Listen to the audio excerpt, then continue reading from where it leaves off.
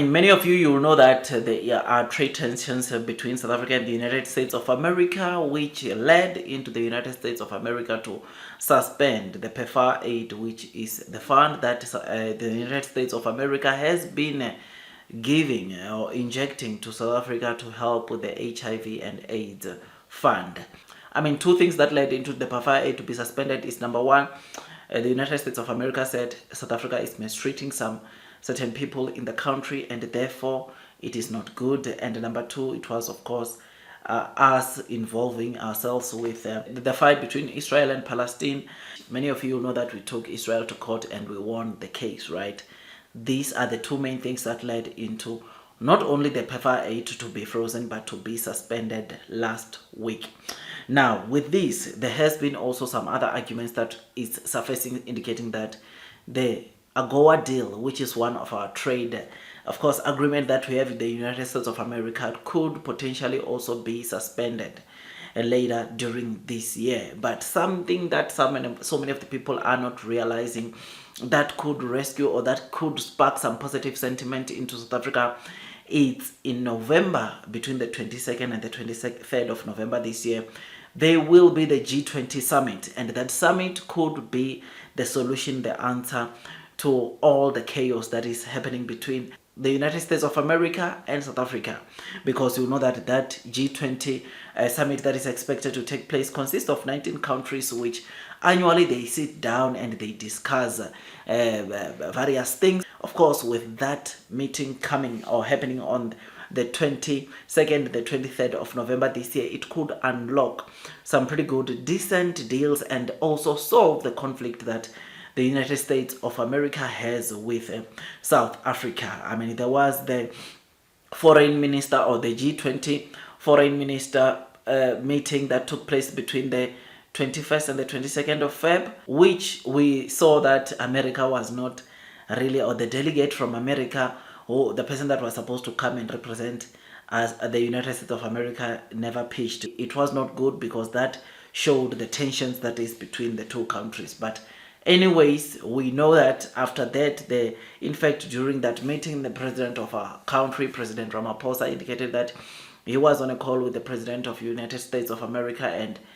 he said when it comes to South Africa, they would like to play golf. But that does not mean that we are in good terms as yet. But that event, or the G20 summit, which obviously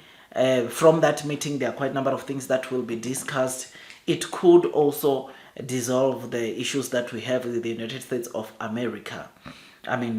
Within that G20 summit, you'll know that there is what is called the B20, which is one of the official engagement group of the G20, representing the global communities, and it provides policy recommendation to G20 leaders on issues relating to economic growth, trade, investment, sustainability, which during this G20 summit, or this year's G20 summit being held in South Africa with the theme of solidarity, equality, and sustainability, we could see so many good things coming out of that. So the key aspect of this B20, which is the official engagement group of the G20, it will focus on inclusive economic growth, sustainable development, digital transformation, trade and investments, health and resilience, which, like I said, this could spark, or this could solve the problems that we have with the United States of America, and at the same time bring more opportunities into South Africa. I know right now there has been, or yesterday we were talking about what the World Bank said in terms of South Africa's BEE current policies, which they said they need to ease a bit to make sure that they attract, as that could be the thing that unlocks more business opportunities to come into South Africa, especially from foreign countries, which is something that is great. Something that we discussed, that indeed that adjustments maybe needs to be made so that at least there could be opportunity that leads into job opportunities, right? Especially in South Africa, that we are struggling with unemployment. That easing of some of the BEE policies and labor policies, it could result into South Africa seeing more opportunities, or more investors flocking in the country, and more job opportunities to the unemployed, right? The B20 works closely with business leaders, industry experts, and policymakers to develop actionable recommendation for G20 leaders. South Africa's B20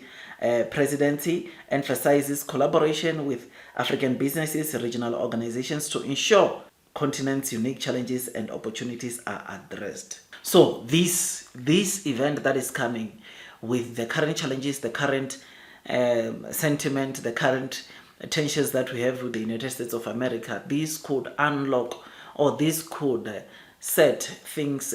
on a clean slate, or this could result in